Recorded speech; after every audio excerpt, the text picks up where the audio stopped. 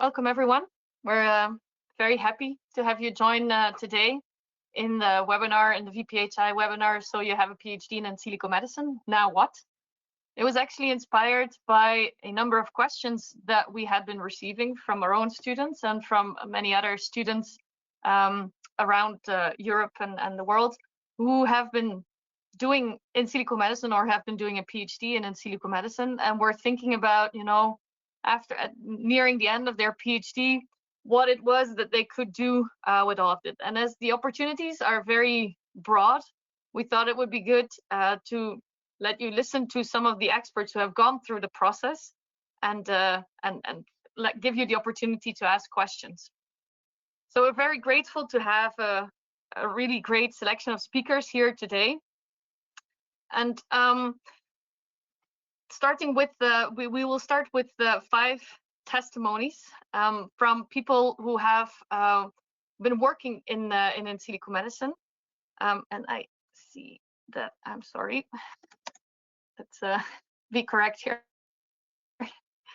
Who have been working in silico medicine for quite some time, who have not always had a background in silico medicine, as they will tell you later on, but who can give a very good perspective on what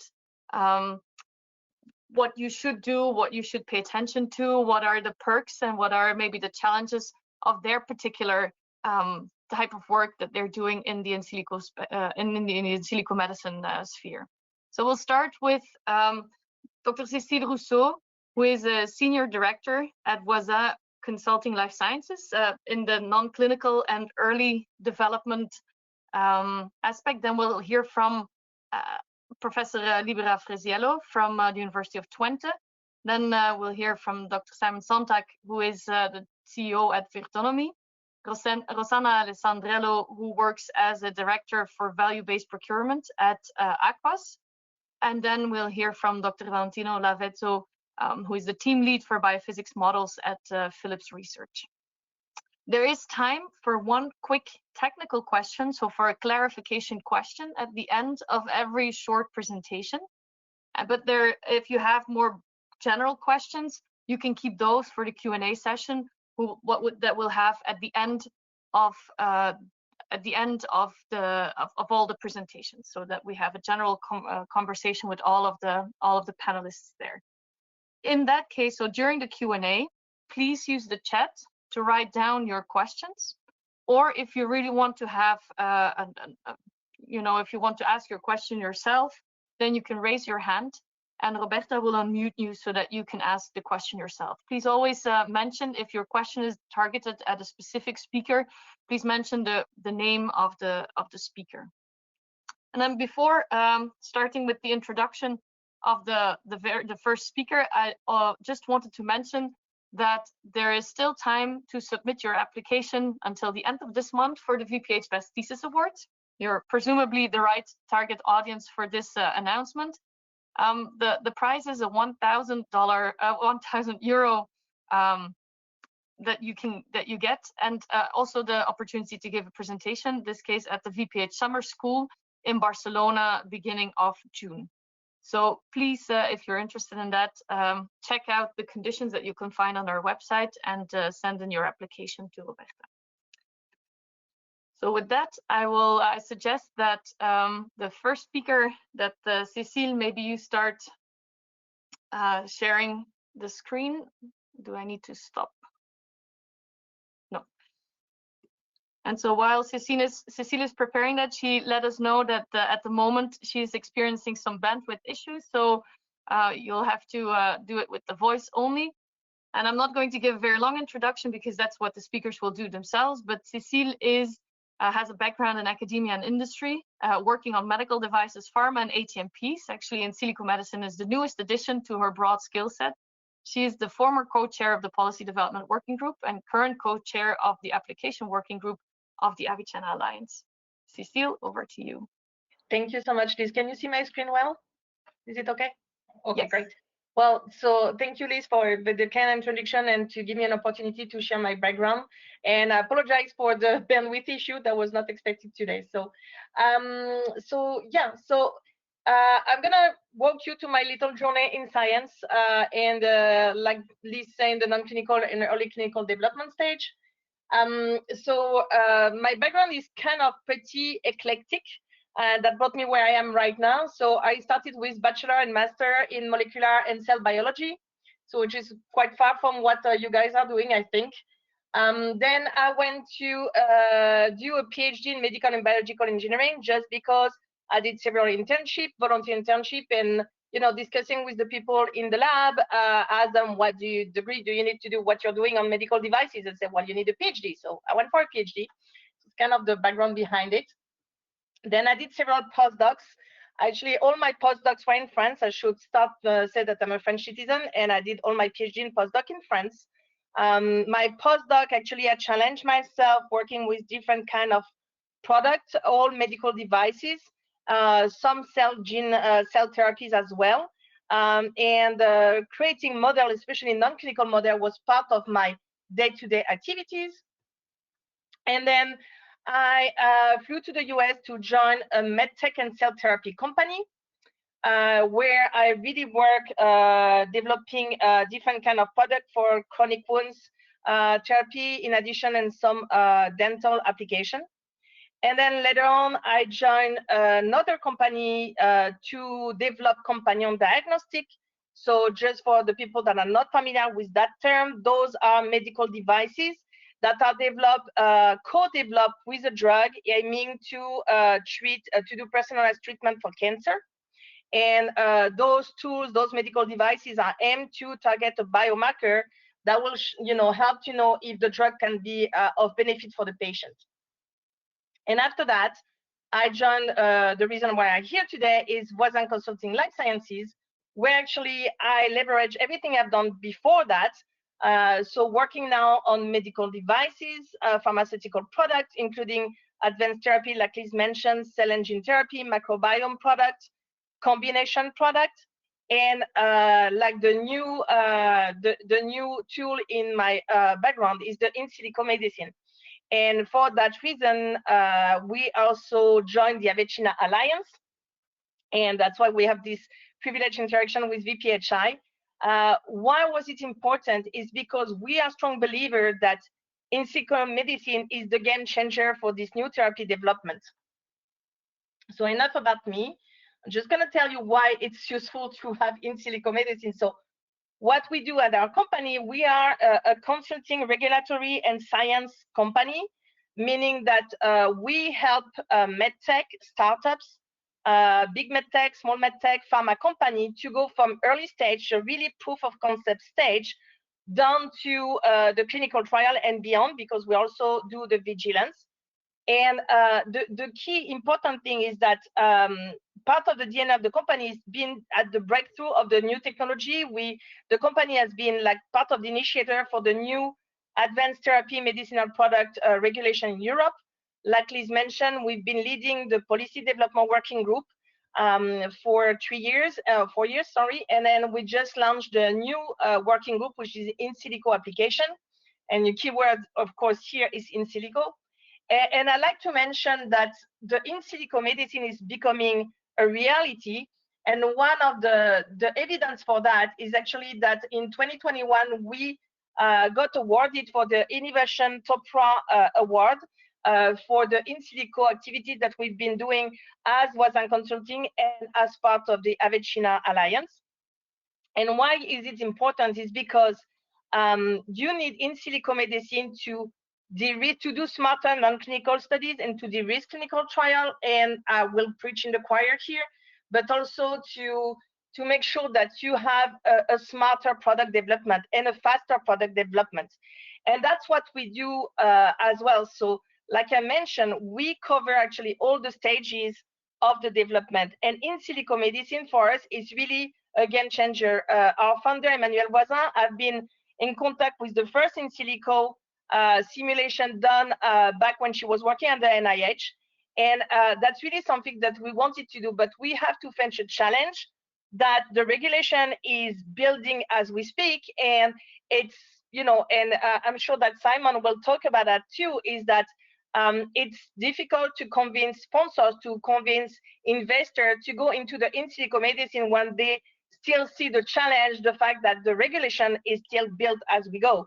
So that's really the key thing. But in silico medicine can be used at all stages of development. So you can use it for non-clinical and clinical, as you guys are already aware of that. But you can also use it for getting a smarter file when you work on your manufacturing and your development of your product, either for the prototype, for the medical device, or for the pharmaceutical side.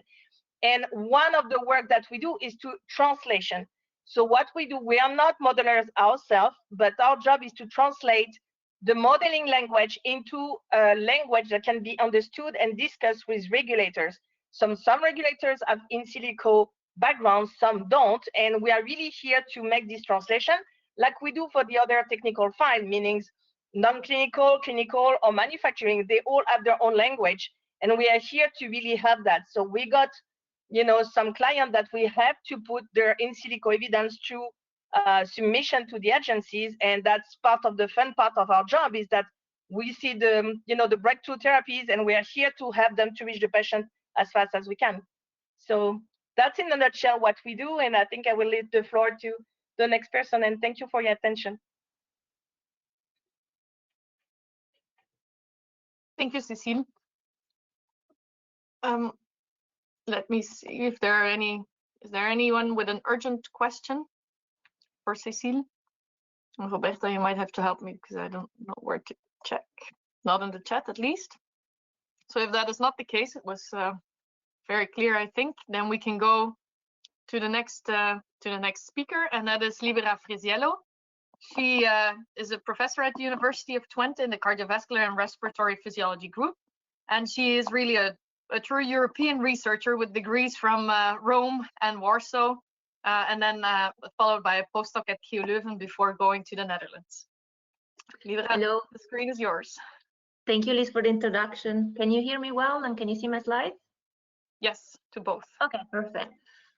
So yes, I currently work as assistant professor at the University of Twente, and the presentation of today, I thought to just describe a little bit my journey and hopefully to give a good guidance for the audience, and especially for those who are interested in pursuing an academic career. Let's see if I can move forward with the slides.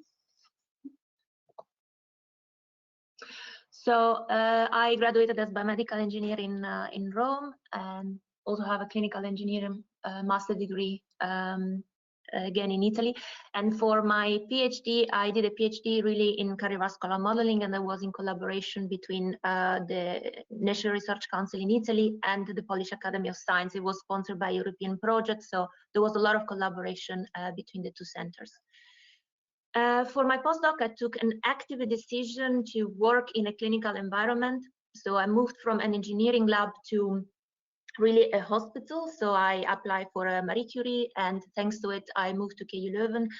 And I really work in the group of cardiac surgery. So really the only engineer among a bunch of surgeons and clinicians. And that was an active decision. And also during this time, I also was visiting researcher at the Medical University of Vienna, again in a hospital, the AKA, where there were also some engineers. And now I work at the University of Twente. So one thing that I think is very important for my research is the multidisciplinary. So I really decided to work in engineering labs, but also in hospitals. As for what I do, I believe that it is important to collect clinical knowledge from OR, intensive care, daily monitoring, and then to deploy this knowledge into simulators. I build in silico and in vitro simulators. And these simulators can really help in designing and improving healthcare. My expertise is really about medical devices, and hopefully then bring this improvement back into the clinics. And that is why I really pursued a strict collaboration with clinicians over the years, as I wanted to keep this multidisciplinary approach very close. Also, the other thing, my research is really focused on testing medical devices, and I have a lot of collaboration with companies where I try to really study the interaction between medical device, always in the cardiovascular field, and the human body. And nowadays, of course, this is a really hot topic, I would say. So I try to do what I can and contribute to this. And I noticed that it is really nice to work with the companies and to provide feedback and help them developing and improving their medical device at different stages. And in fact, I'm also advisor of the expert panel for medical devices at European Medicine Agency. So I think that we all convinced that cardiovascular modeling is very important and can impact healthcare more and more in the future. So the next slides I have are a little bit of some considerations about my personal journey towards academia, and I hope that this could be useful for the audience of today. So one thing is, as I said, my research is really in between biomedical engineering and medicine. I did both. I built simulators, but I also conducted clinical studies and collected measurements and so on. So when you want to pursue an academic career, that is very nice, of course, but be aware that when a vacancy is open at the university, it might be a vacancy addressed to a pure engineering profile or a medical profile. So not all the time I could perfectly fit in one or the other description. The other important thing I noticed was that I do a lot of applied research. I collaborate a lot with companies, and that is because I want to have an impact, even if a small impact, but I like to have an impact on healthcare. But of course, be aware, if you do something like this, be aware that the department where you work sees this as valuable research, as not all the work you do in collaboration with companies can be published.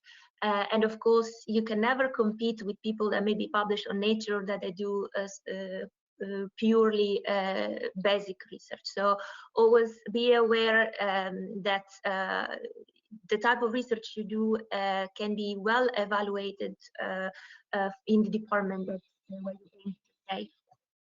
So with this kind of very hybrid profile, I honestly didn't know where I could end up in terms of academic career. But then at the University of Twente, there was a vacancy open. And the University of Twente has a very innovative and pioneering course, which is called Technical Medicine. And it is really a course that merges biomedical engineer with medicine together in one. So it's a very, very interesting and exciting course. And when the vacancy opened, I got quite excited because I realized that my hybrid or strange profile actually was ticking all the boxes for that vacancy. So I applied, and luckily I got the job. And now it's been a bit more than a year that I work at the group of cardiovascular and respiratory physiology. In this group, cardiovascular modeling is the key, or as the fil rouge of all the research we do. And we are really a multidisciplinary group where our boss is an intensivist, I'm a biomedical engineer, and there are technical medicine. So it's really a multidisciplinary group. And we try to use cardiovascular modeling really to improve healthcare in general. Take-home message for people that would like to pursue an academic career. So first of all, try to plan strategically your pathway, decide for your postdoc where you want to go, what kind of skills you want to collect. So try to be as strategic as possible. But of course, there are also factors that are outside your span of control. So you will never know if the research line that you're dedicated to will be further expanded in one university or the other. So not everything is within your span of control. And so you always need to have also a little bit of good luck to be the right person in the right moment. But at the same time, you also have to be very dynamic and grasp any opportunity and be ready also to move around Europe or in the US to further advance in your career. I will stop it here if there are no burning questions. Thank you very much, Liesbet. I'm not seeing anything in the chat, so I think also you were very clear. Is there a question from Mojitaba in the chat? So very general, quick question. How do you usually validate an in silico models for the device? Yeah. So I wouldn't say that everything I do is completely validated and it's a journey, I would say. There are different ways that I validate. So in the slide where you had clinical studies, animal experiments, in vitro and in silico, that is also a kind of wheel where I sort of say, or let's say a group of techniques that I use for validation. So for all my postdocs, I basically work in hospitals and in animal labs where I collect the data myself to validate then the model. And also I use sometimes in vitro systems to validate some parts of the model as well. So it's really a different approach.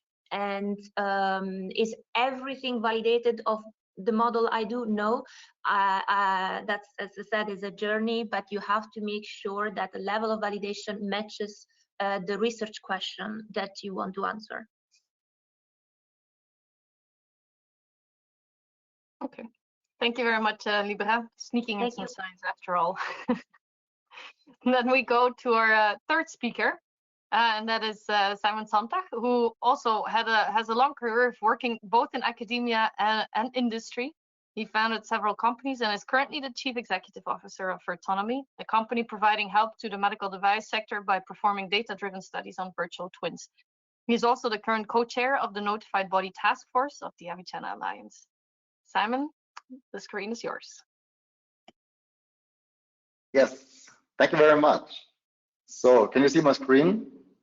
Yes, it's not on full screen yet. Yeah, now it is. Yes, oh, perfect. So, yeah, thanks everyone for joining today. And I want to tell a bit how you come from working in academia to becoming a founder. So, talking about my history. So, I started here in Munich studying applied mathematics at the Technical University of Munich, and there I understood, okay, that mathematics is maybe not what I want to pursue my whole life because it's a bit dry and very technical in this. So during my majors, I then switched a bit and then was studying in a major on medical engineering and medical image processing. Also spent half a year in Singapore for studying biomedical engineering. And the last 2 years of my studies, I worked for a company, Tomtech Imaging Systems. They later got acquired by Philips, and they're working majorly also on image processing tools, but then during my master's thesis, also working on fluid dynamics and computational fluid dynamics, and also then the cardiovascular domain. And this is something I really liked and enjoyed during this time. So here I was simulating then the mitral valve and basically using then the results of the mitral valve for simulating ultrasound. So this you can see here. So it was a very simple model of the anatomy, but they're already then including the fluid aspects in that. And I really liked here working on this and studying on this. And it was never my idea to do then my PhD, but I really enjoyed this field and then thought, okay, where can I go after this? And I looked at different universities and then decided to go to Aachen because it has a very good department also for cardiovascular engineering there, and then also a good department for simulation. This is exactly what I wanted to continue there. So then I went from Munich to Aachen and stayed there for around 2.5 years to finish my PhD. And this majorly then I continued my work. On the one hand was the image processing, what I just showed you, but on the other hand also some other activities. So I was working there on the total visual heart. It was developed, so also using simulation technology to simulate the pumping mechanisms of the heart, also validating this at that time using particle image velocity, and then comparing this and working on this, and also publishing a paper on this and using this then for acquiring the PhD. And then I was at the standpoint, what do I want to do afterwards? And I didn't really know what to do and what direction I want to go. I definitely knew that I want to stay in the field of cardiovascular at that time, but also simulation technology. So I then just stayed at university a bit longer and became then the group leader of research. So I did this for around 1.5 years. so kind of a postdoc studies. But at the same time, also at the university and at the department, there was a spin-off company that was founded. And this is then also at the same time that I joined. In the very beginning, just for maybe 1 day working for this, but then more and more until eventually became then full-time position for in total 5 years. And there I was the chief operating officer and authorized officer to help growing the company from initially there were 3-4 people to then over 20-25 people when I left the company in 2019. And basically what we were doing was medical engineering service proposition to the industry, majorly cardiovascular companies. So for example, supporting them with modeling and development work on the cardiovascular side, like ventricular assist devices, oxygenators, heart valves, and so on. So during this time, of course, I learned a lot about what it means building a company, hiring processes, but also sales processes that you typically don't learn in academia, that you really have to adapt them. But also got more and more involved into the regulatory part of medical devices. So also joined an ISO committee for transcatheter heart valves, where it then was responsible for introducing the simulation part into the new guidance document. And this was around 2017-18 when I was working on this. And this is when I realized, okay, there's a huge potential in this in silico domain. This is what I was working for a long time. I also want to go back to Munich, found my own company on this. And so in 2019, I then decided to leave EnModes and become founder of Autonomy and focusing on all these different aspects that I just told you. And when you found a company, maybe at the very beginning, you think it had an easy journey and the money's coming there when you go fundraising for investors and so on. It was also a time where you were thinking about and seeing this in all the articles about these huge fundraisings. But to be honest, it's a long road to found a company. It takes long, and you need persistence in this for sure, because it can be a lot of ups and downs. You work hard, and sometimes some aspects do not pay off very well. But in the end, for us, it was working out quite well so far. So here you can see a bit the journey that we were working on so far. So in 2019, we created our MVP, so minimal viable product. We had then several fundraising rounds that also helped us to release the first version of our product. We also had public funding grants supporting us, and we are currently in the process of closing our next financing round. That helps us then to enter new markets for the US expansion and then grow from there. And growing, this also illustrates here our team mid of last year when we have been in Austria for a couple of days. And so we have grown even more now until today, but this is one of the, on one side, hardest to find the right people joining you, but also the most fulfilling to then build up the team and work together on this. And basically to show you also a bit what we are doing. So we have created a software in the in silico domain for in silico testing, where on one hand we have a big database where you can select human but also animal patients. You can then integrate your device into this, like for example, like a feeder. Use this then on one hand for virtual fitting, but also statistical analysis. So you can here evaluate the patients in detail, for example, clustering here, like here, male, female, then perform in our environment like mechanical simulations, like here a catheter in the art, also fluid dynamics, but also electrophysics is involved in this. It can all be visualized here, started in easy environment. And everything is also connected to virtuality. So you can use also, if you want virtuality, perform these investigations also in a collaborative environment with others all together in this. And just to wrap this up, some lessons that I learned during this way, it's networking. It's very important. Talk to people if you want to found a company. Join also startup events, talk to others about your ideas. You can just learn from that. Also, you have to try out many different things, because as a founder, you need to learn. This was maybe for me the hardest, going from very scientific work to also work about contracts, economics, reporting, and all these law to draft a contract. Of course, you have support, but of course, this is something you need to do. Persistence, very important. Also, don't get demotivated by others. Failures, sometimes stuff does not work out, but you have to continue and then fight for it. And also, if you see a business opportunity right now, then do it. but also do it I will always say the MVP way, so minimal viable product. And if you're interested, of course, I can tell you more about this process. And here just our contact details in case you're interested to join our team and also see how this works in a startup, then please contact me. Thank you very much. Thank you very much, Simon. We have a question. Questions? From Nada Gorab. What are some difficulties you faced when transitioning from academia to the industry? Is there anything you found in industry that you did not find in academia?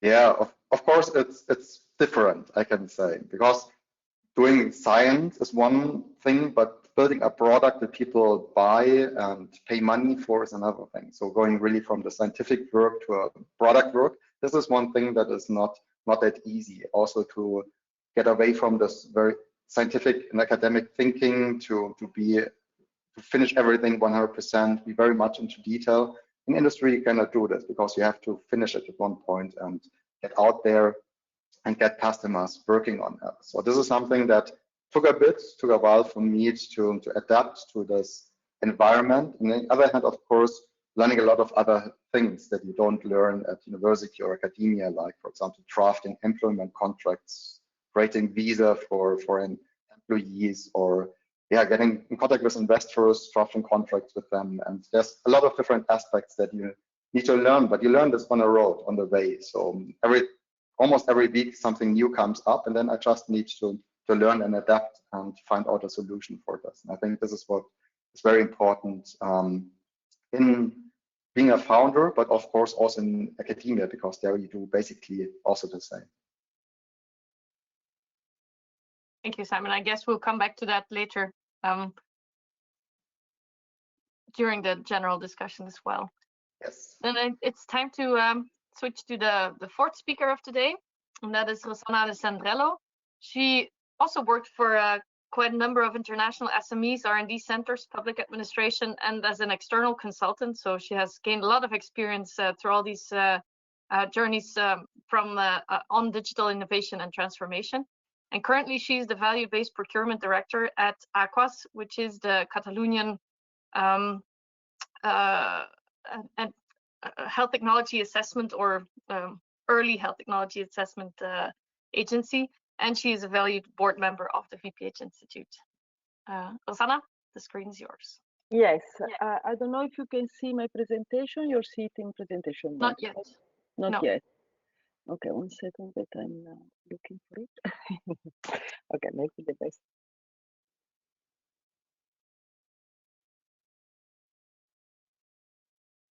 Now she's frozen. Yeah. Rosanna? Let's give her a few seconds to come back. And otherwise we'll have to switch to the next speaker. Can you hear me? Can you hear me? Yes, I can hear you, but your video is frozen. Ah, it's frozen. Yeah. But on your video, yeah. Okay. And no slides. No slides. Okay, 1 second. Stop sharing. It was working for. Okay. We see you have to change the configuration because we see your presenter. Yes. Okay. Now you can see. That's better. Okay. Yeah.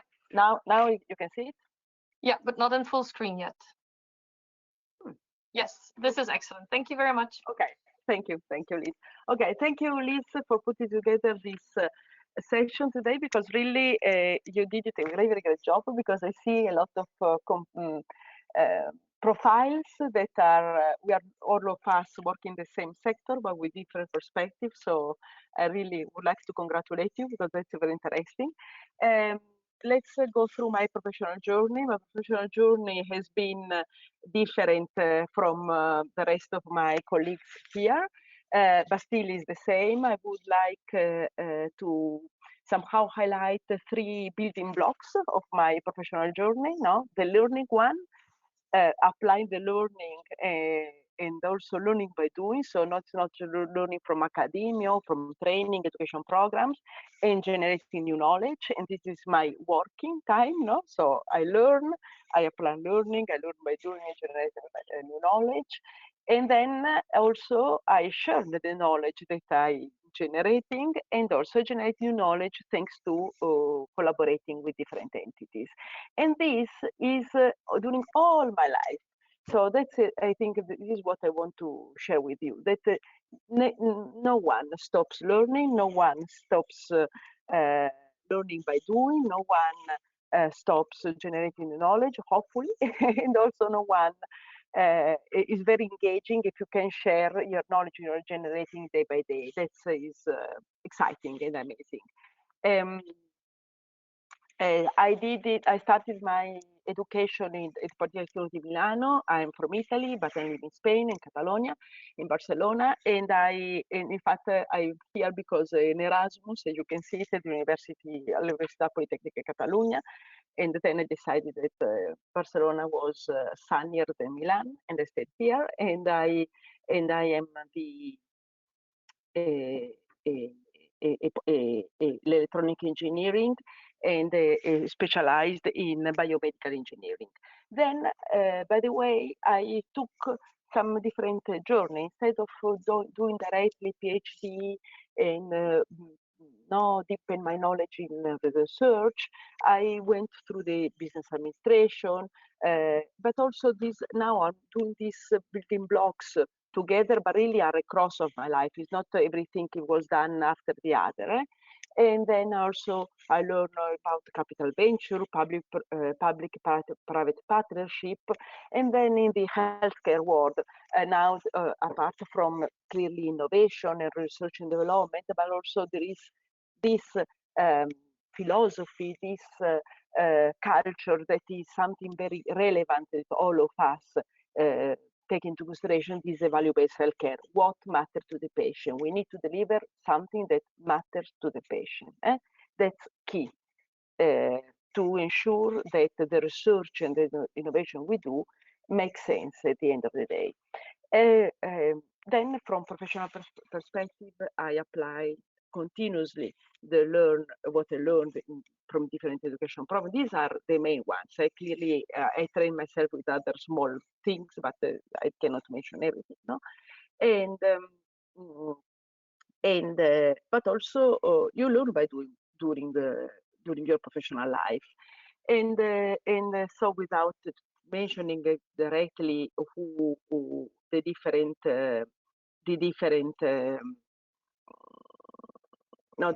companies I went through. In any case, I was focusing from the very beginning on industry players that were focused on software as medical device, cross-border, international, US companies.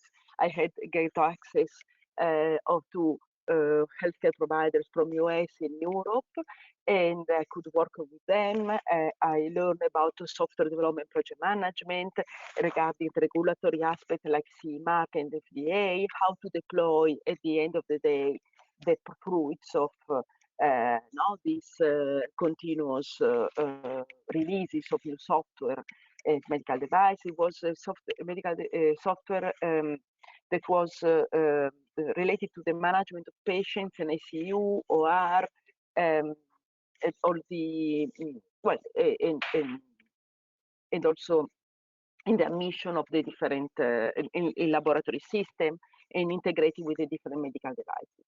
Then I moved completely to another industry. It was already in a healthcare provider industry, private, not public. Again, international. We were serving from Barcelona and from Australia teleradiology services to the north of Europe. And there, clearly, also you learn, it was for me very relevant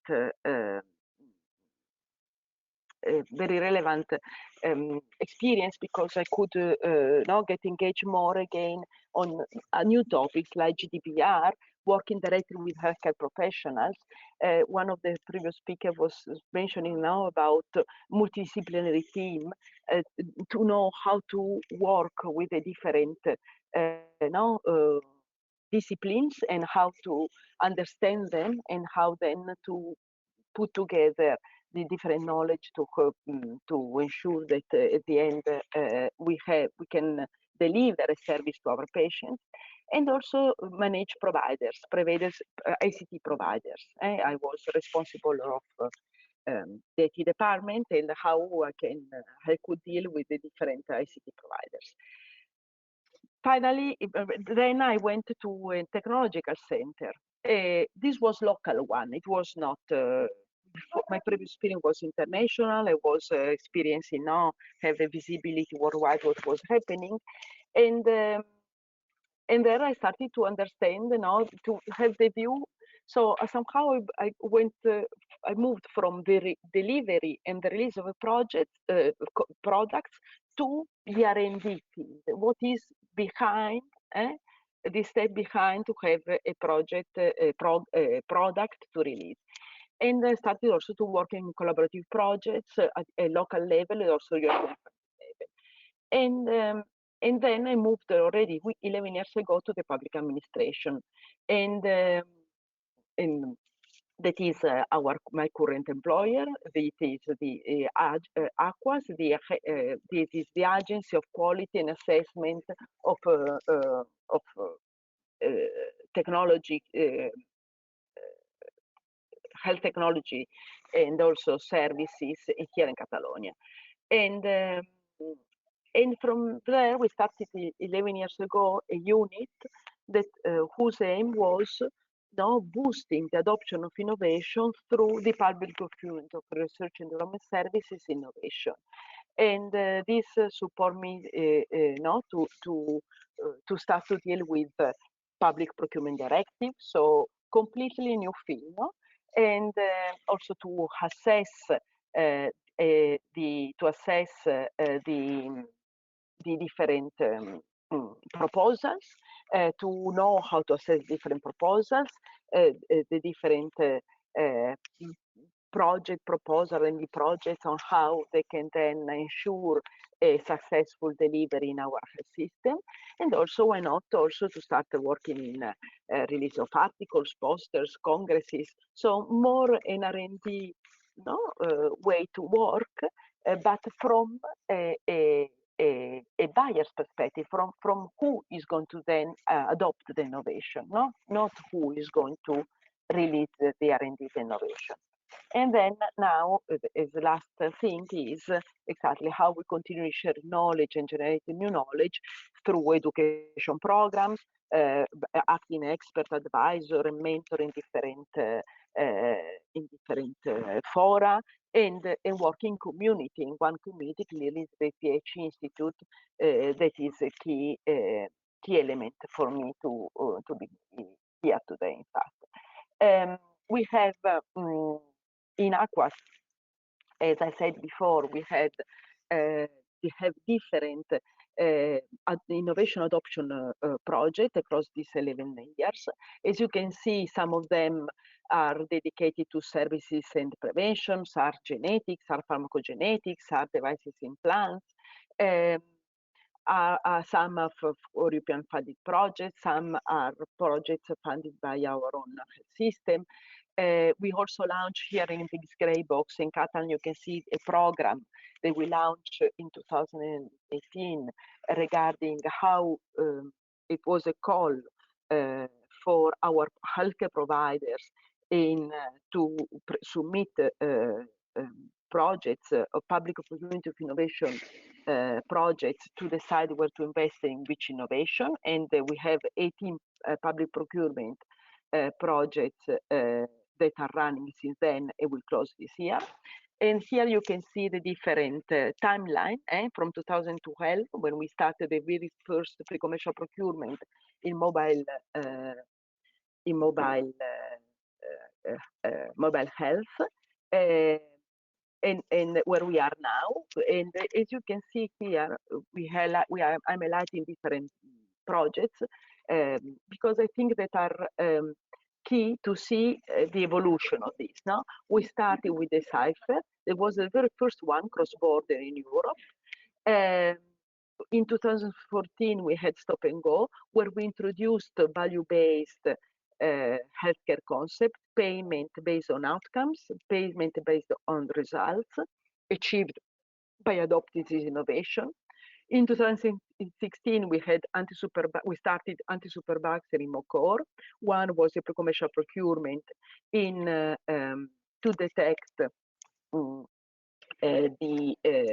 antimicrobial resistant pathogens, and remote core, another contract similar to Stop and Go, but this time cross-border for pacemaker patients, and again where to deploy innovation and have a relationship with the the technology provider based on outcomes as well, not only on the delivery of innovation, but also how to commonly achieve the outcomes on our patients.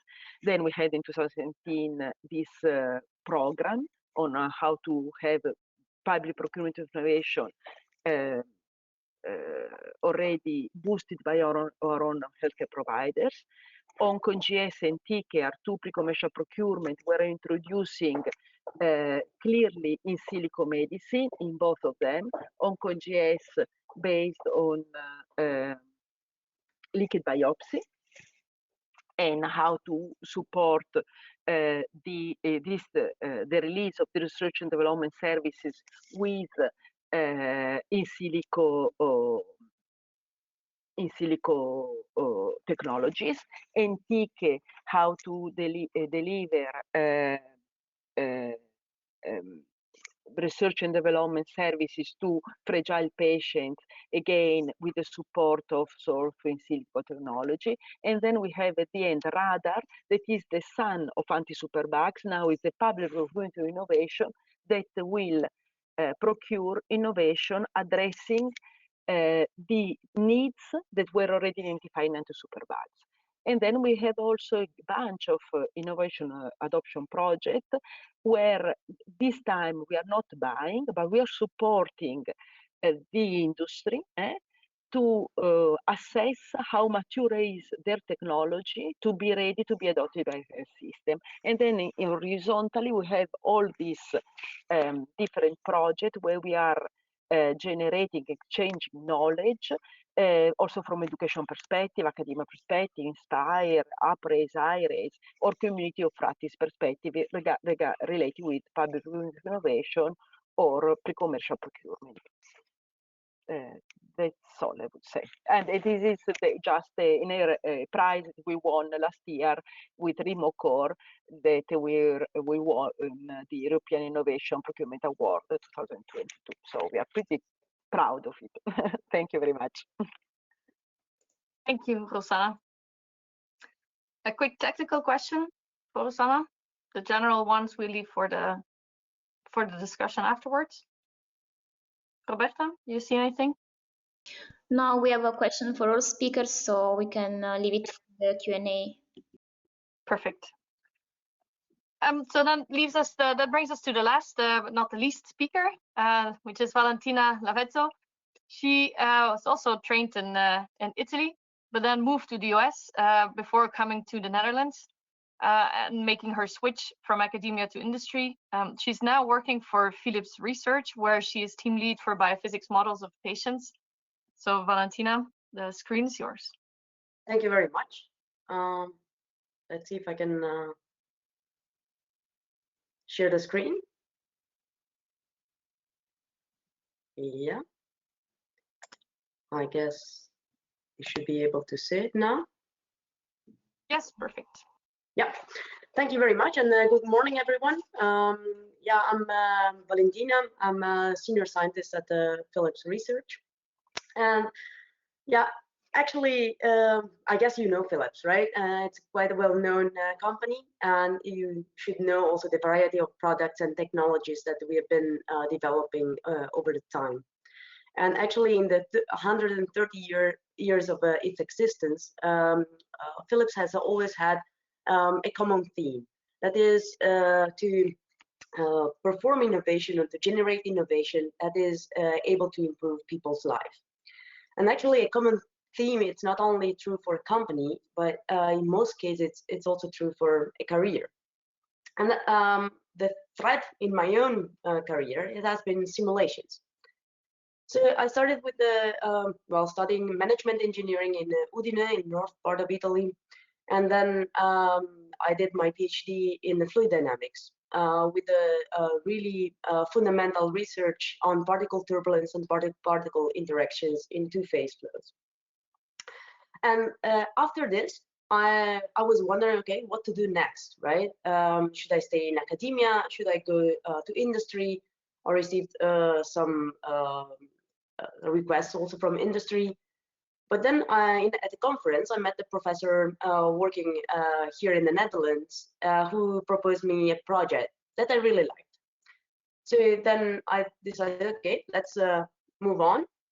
And I did a 2-year postdoc, still on quite fundamental research. As you see, it's not so much related to bio yet. Yeah, so it's just yeah, setting the basis, so to say. After in the 2 years, I had the chance of analyzing the behavior of inertial particles in turbulent Rayleigh-Bénard convection. After these 2 years, however, I was feeling that yeah, academia was not my cup of tea, and I decided to apply for different positions in industry, and then I decided to join Philips. Why Philips, among others? Also because I could relate to the message that the company was suggesting, right? Improving people's lives. That's also something I really can relate to and I like. So I joined as a scientist, and I've been working yeah, on many different projects until yeah, in the 11 years that I'm at Philips. I've been experiencing yeah, various projects and various teams. Something that I realized as soon as I joined Philips was that it was very much different from academia, just because in academia usually, and especially if you're doing PhD or a postdoc and you're not yet professor, you're working mostly by yourself and you have a super deep knowledge on one topic. Whereas when you join a company, then you start working in a team, and also your knowledge should be broadened up a lot. So I started actually developing luminaires. Yeah, so Philips had still the lighting part in, at that point in time, and I was designing and helping the designing of yeah, luminaires. After that, I moved more towards the biology, or in this case, it was an understanding on how biofilms in your mouth can be removed. And in this, I used CFD simulations to actually design the nozzle of one of our products, that's the air floss. That's a device that with a jet of water and air cleans in between your teeth. Then I continued on the same line, and I've been helping the development of the what's called now in the market the power flosser. This is again a device that helps cleaning your in between your teeth with a jet of water. And that's again with CFD simulations that I designed or helped the design of yeah, the nozzle of the device. However, at this point in time, I was already leading the project. I was already trying to define what the next steps in the oral healthcare domain should have been. And that's when I decided, okay, I would like it to make a turn more towards the medicine domain. And it was also the time in which the digital twin concept was coming more and more frequent and popping up more and more. And that's when I led also yeah, a project on specifically on digital twin. And that's also when my interest in combining my engineering background with medicine started to get my attention more and more. And what I'm currently busy with, it's actually all kinds of yeah, cardiology-related topics, mostly on structural heart disease. What you see here on screen, it's actually the result of a project that we are, a European project we are participating into, and that's for TAVI simulation, so transaortic valve implants being simulated and from which you can understand what the impact to the patient will be and to select the best device possible. So all of this, what comes next? I don't know. We'll see. But what I can share with you is some of the learnings that I had so far. First of all, follow your passion. You need to have fun at work. Independently on where you will be in academia or industry, it's yeah, you need to follow what you really like, because that gives you energy, and with that you can really define or exploit your own potential. Another learning point is that you should be following also sometimes your instinct and be persistent. So if something, your gut feeling is telling you that it's suited for you, just try it. It might not be perfect. You will never see the perfect application, or also when you see a vacancy, you might not be fitting 100%, but if your gut feeling tells you that, yeah, chances are high, just try out. Another part is, yeah, as you've seen, I've been changing a lot from fundamental research to really applied biomedicine now. And what I haven't been stopping, and I think I will never be stopping, is to learn. And that should be a continuous journey throughout your life, because that brings you anywhere you want. And finally, yeah, be a good team player, especially in industry. That is important. I think as Simon mentioned, networking, I think that's also part of it. So bring your own network, but also yeah, generate network with your peer colleagues. That's how you would yeah, achieve big things in life. And with this, I would like to thank you. And here you see, yeah, some of the opportunities we have within Philips. Please visit our career website that's listed in here. And yeah, let me know if you have any questions. Thanks a lot.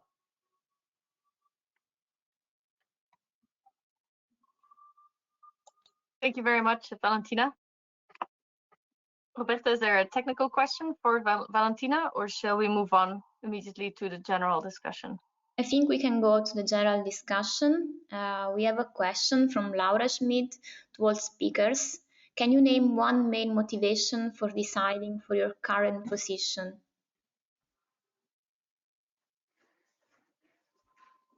Maybe everyone can turn on their camera for as far as that is possible. Yeah, thank you.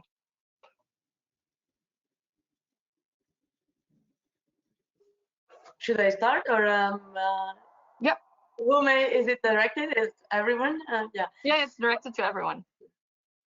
Yeah, for me it was actually the, as I already mentioned, so a bit the messaging that the company was giving, but also the variety of projects that was possible within the company. So I didn't want to have something that you would again focus on just one single topic, as I had before during my PhD and postdoc time. So I think I would go for variety as a main item.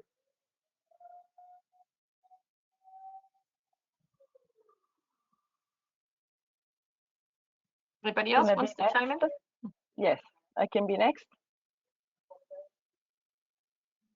Sure, shoot. Okay, in my case, I agree, variety is also important because it's true, and but also really to see that finally the fruits of all the effort on research and development and innovation are coming through and are really released in the health system. And this, to me, this is very satisfactory. And also because really we designed them already with the idea of the value we need to bring to the patients, to the healthcare professionals, to the health provider, so that in the end we can bring some evidence that this works. Wow. I think this is great. This is really motivational. I agree fully. I can go next, Liz, if you want. Sure. I will say that in my current position, and maybe there's a message I didn't convey properly, it's really to be able to help to get like in need, treatment, either medical devices or pharmaceutical to patients, and to help pharmaceutical, companies to break down the time of development and to leverage everything I've done through different kind of product, different kind of position to help them to go faster into the patient. I think that really my motivation is to be next to the patient, and the advantage that I have right now is that I'm not only working on one product or one type of product or pipeline. Is that through consulting I'm part of the team of every company I work with. So actually I'm part of development of tons of therapies, and that's really exciting to me. Libera, Simon, is there anything you would like to add?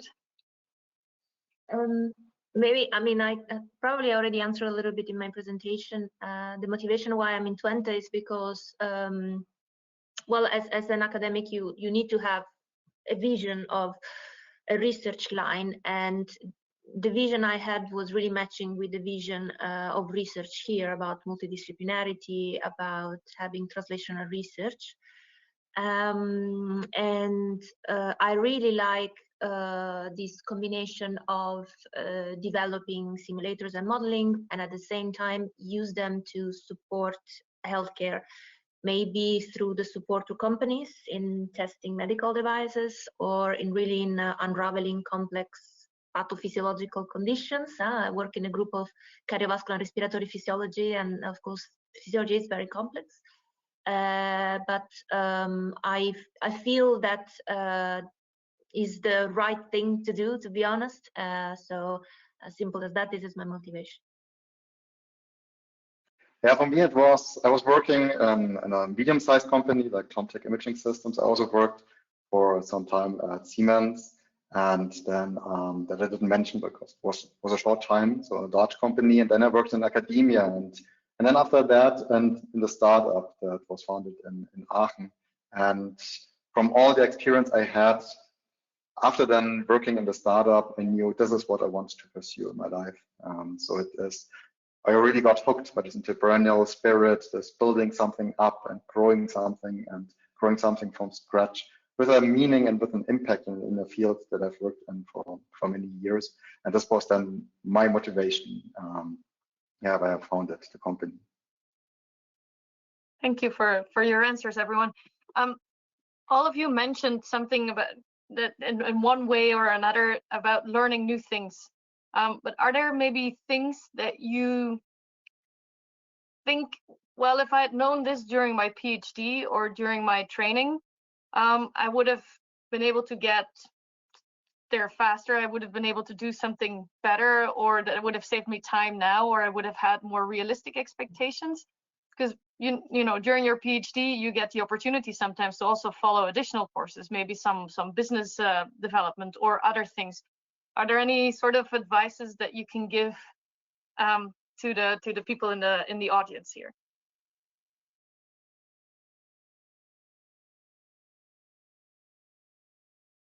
Nothing. Anyone wants to speak? There is no particular order. Everyone has shown a story where I mean, with a career that is very versatile and very broad. I mean, everyone has brought this type of experience doing a master in one thing, a PhD in another. I don't think that there is a clear, straightforward path for any of us that have presented today. So I would really encourage students to learn as much as possible, be open-minded, not be stuck in one box. So I think that's what I've seen today from everyone's presentation. Yeah, if I may add to what Libera just said, is that during my PhD, I got a chance to get additional training, like you said, Liz, aside the PhD for industry, like understanding, what's the patent, how does it work, what's the freedom to operate. And even if you want to pursue an academic path, I think that is very important to understand how this kind of thing works, because you might want to collaborate through your academic career with industry. So you're going to need to understand, the paperwork that go with it, which is the bad word to summarize that, but to understand that you're going to need to have some quality work, to have some reporting, some documentation that will support that. And I got lucky that all my postdocs were actually funded by companies. So I got best of both worlds. I was in the academic world, but trained and working for industry So doing a GLP study in academic background, I can tell you it's always interesting experience. And if I may just add one thing is I would say dare to dare, just go out of your comfort zone. The postdoc is the perfect opportunity to do so. I hated organic chemistry. That's really like what I hated as a student.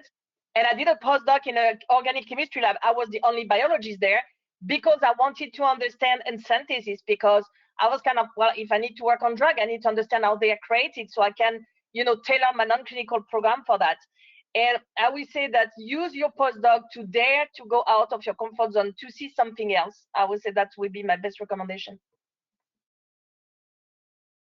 What I can add is that during my studies and also during the PhD, I never thought about founding a company. So I never thought about taking any classes in this field. But now looking back, I think it would have been good to take some classes, maybe in economics or law and these aspects to learn, because then of course I learned later on my own way, but might have been good to also do some classes in these fields.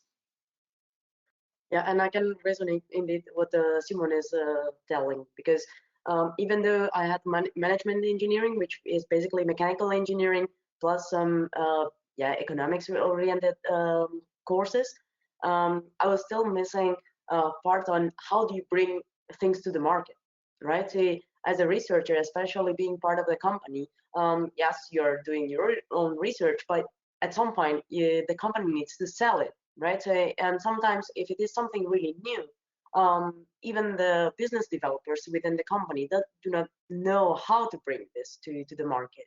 And that's where your expertise and knowledge of both worlds would help them. So having some courses on business development or would really be helpful. Yes, I add the same. And also, by the way, exactly, don't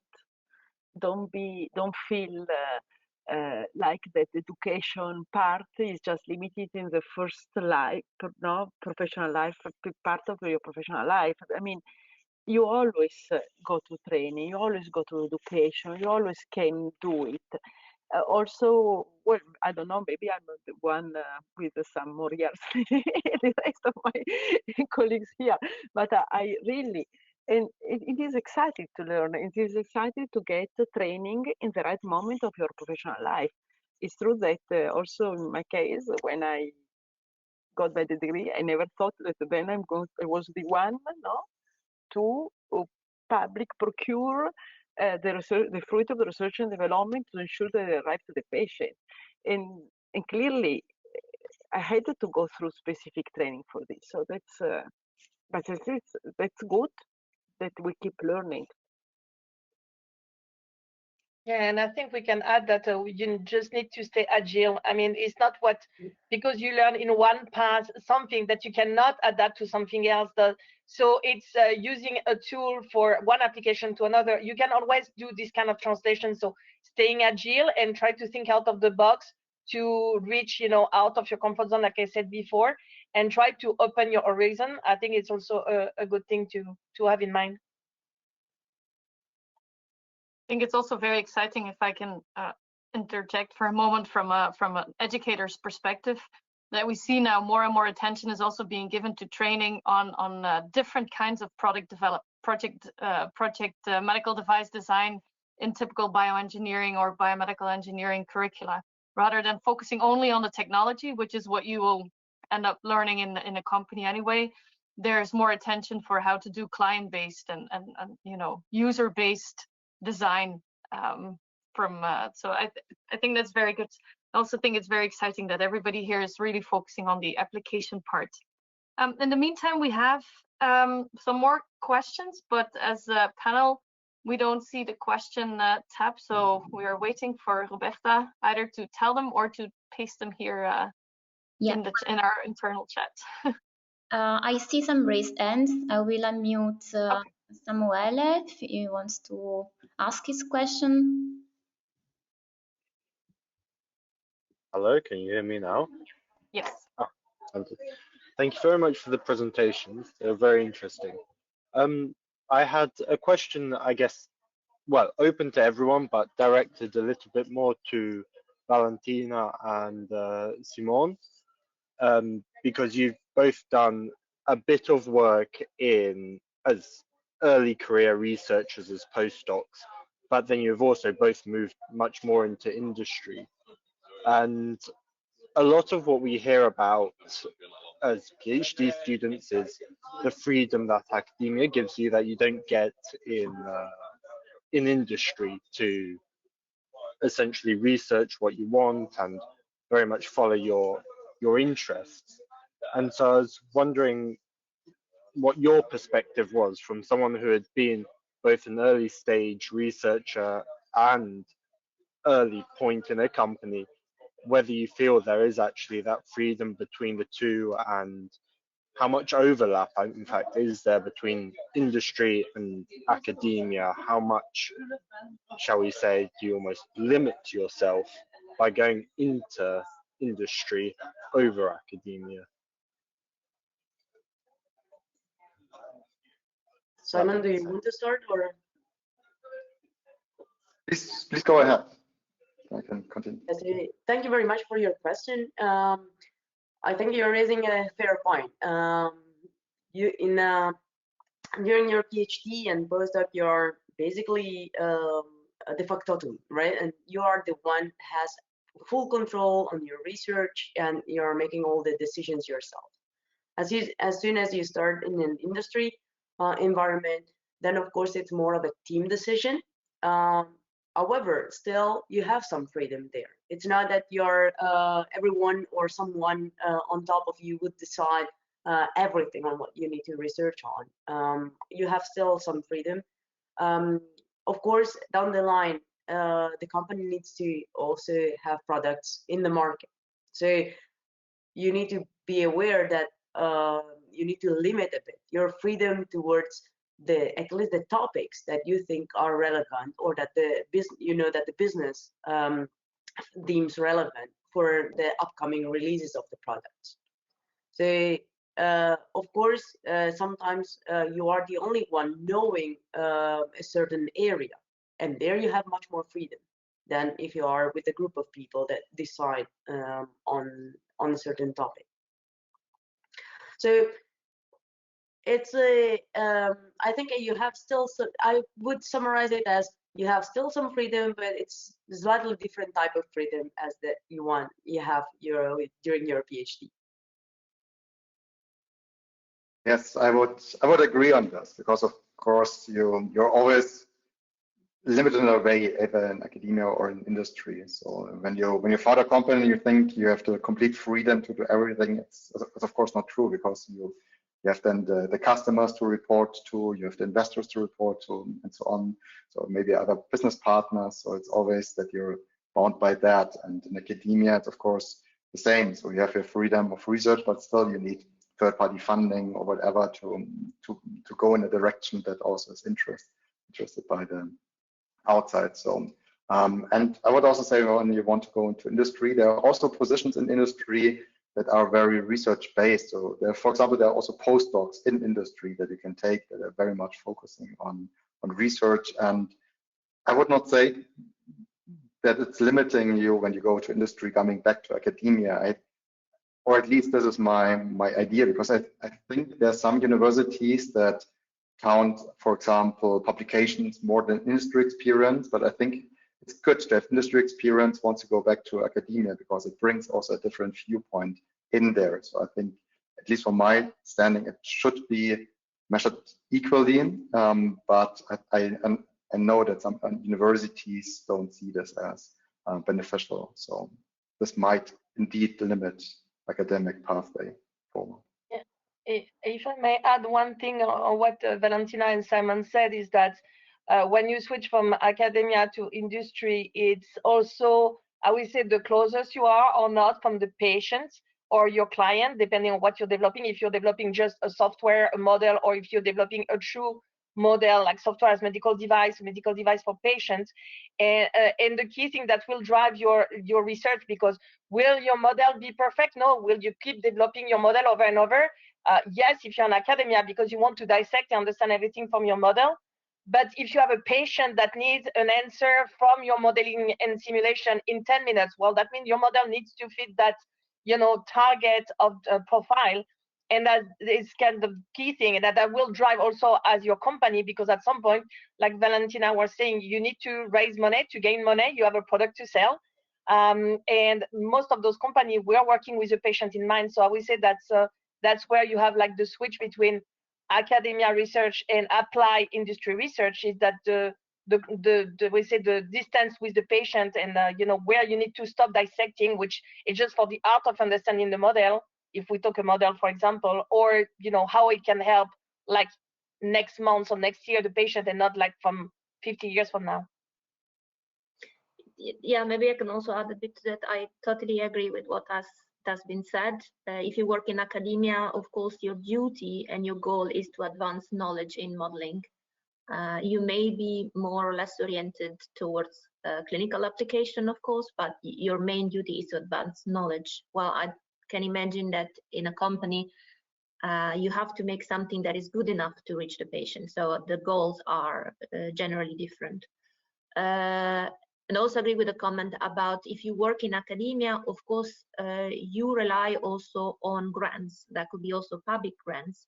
So it could be that you are very interested in pursuing a research line, but perhaps you just don't secure the grant on that research line. So you do have freedom, of course, but that's also related to how successful you are in securing the grant on that specific subject that you want to focus your attention on. So, yeah. Thank you. Thank you very much. Yeah, we have another question from Benjamin. I'm unmuting you, so you can ask the question. Hi, can you hear me? Yeah. Hi. So thank you everyone for the presentation. I'm sorry, I'm in a bit of a loud space if there's a lot of background noise. But I just wanted to ask a question. It's a bit of a, like, just more of a focused question on CV. So sort of like slightly tailored towards CVs. And it's, again, sorry, it's slightly more to the industry side. So going through my PhD, you hear a lot about how the papers you publish roughly dictate the opportunities available post-PhD. So how does this differ in industry, or does it differ in industry? And if it does differ, like, what would you say is a good way to stand out? So like, maybe if we focus this more to like on paper, so how can you stand out to industry as a post-PhD student? In this, I'm assuming that you're suggesting, say, you're applying to industry as your first work experience. Am I right? Yeah. Yeah. So if that was the case, yeah. Yeah, I think in there, at least what we do internally, we value a lot the publications, because that also suggests something about yourself, right? On how successful you were with your PhD. Also the type of journals you've been publishing to. If these are really low, all of them low impact journals, or somewhat higher impact, say, I think publications are part of the evaluation. Typically what we do is also to give the candidate, or at least the ones that go through the first round, the possibility to have a discussion, a technical discussion, in which they can really show and explain what they did during their PhD, and have the technical discussions, yeah, basically with the colleagues of the future, right, or of their future position. So because also that gives us an indication on how good you can explain your research and what you've done, but also how technical depth you have in your in your experience. So I think it doesn't differ much whether it's an academia versus industry in this case. But that's, yeah, of course, what we do internally. So I don't know whether other companies would say the same. I would agree with Valentina, and I think that when you want to go fresh from PhD to industry, what you need to show is your skill set and your transversality and your agility. So because during the PhD and other internship that you might have done before, you acquire a certain number of skill sets, either soft skill or hard skill, like really science skill, and that's what you need to exhibit. So of course, publication are part of what you can exhibit as evidence for what you've done. But I think it's also very important to show you know, your interests, why are you applying for that position, what you can bring to the company. That's kind of the key thing. I mean, you're not selling your previous lab, you're selling you with your skill set that you acquire in your previous lab. That's kind of actually show graphically on your resume as well. So I would say that, yeah, selling your skill set, your agility, it's very what is important. Yes, I fully agree on this point. So when we look for people, we don't look much at the CV. We don't care very much. We look at the skills in the end. And this is also, we do an assessment of everyone joining the company, because then we see how does it, when we look for someone for backend engineering, we need to know if this person is really good in backend engineering. This is what we need. So we do an assessment on this. And basically where this person learned on this, we don't care very much.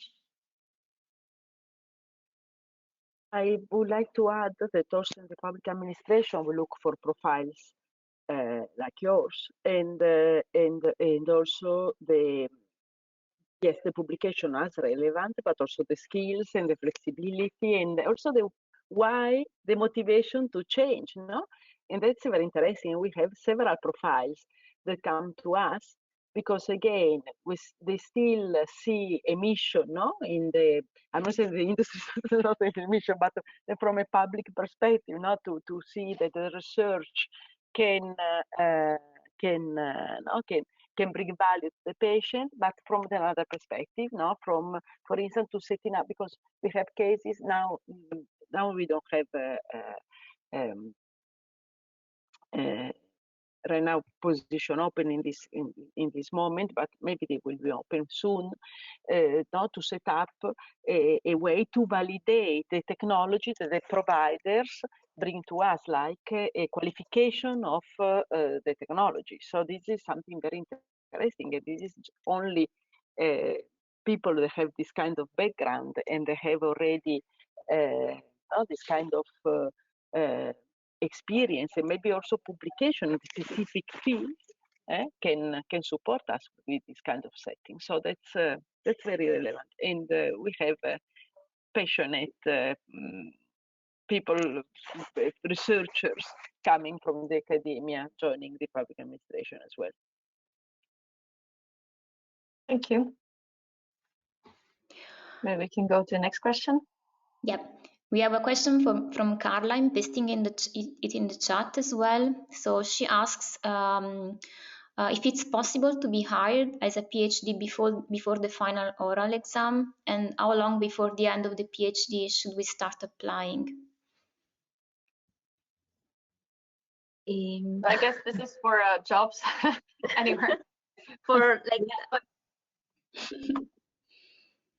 well, I don't know, for a university, if you look for a postdoc, I think that there are possibilities to be hired before you discuss the PhD thesis, but usually, I don't know about the rules in every university, but usually you should bring some kind of evidences that your PhD defense is in the near future, in a set date, and that your thesis is almost complete. So I think you should bring some sort of evidence that you're almost there. Also depends on the funding that is available, as some will really request this and there's not. And for industry or public sector? Yeah, difficult to say. I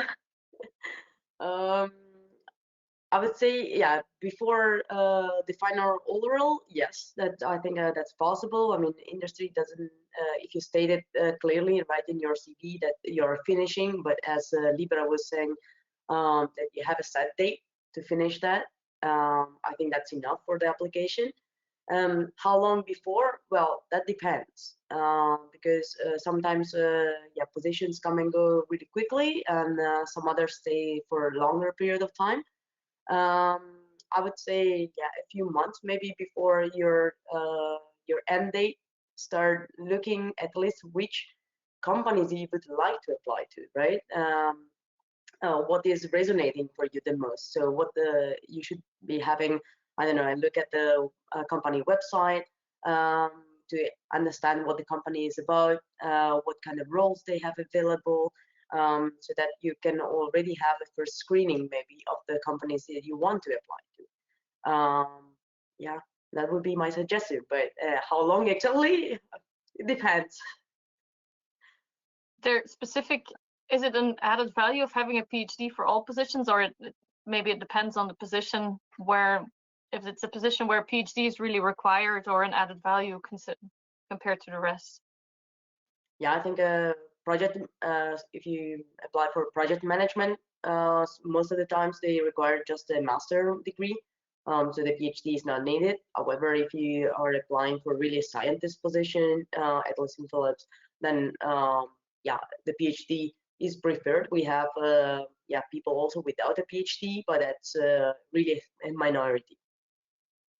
So you need to, if you don't have the PhD, you need to have a really huge other skill set that balances it a bit. Yeah, and if I may add, is like you said, it depends on the position. It depends also on the countries, and you have to be clear on when you get your PhD. Because what is really key for the industry is to have a start date. So that you need to be clear on that. But some position you don't need your PhD right away. So it really depends what you are targeting and what you can offer to the company. You know, looking for a job is a win-win situation. You should bring skill set to the company that they are looking for, and that should help you also to grow as, you know, scientists. So that's the key thing. So the time before applying, it really depends, but you just have to be like crystal clear on what are your, you know, your deadline, your commitments, your freedom to go somewhere else as well.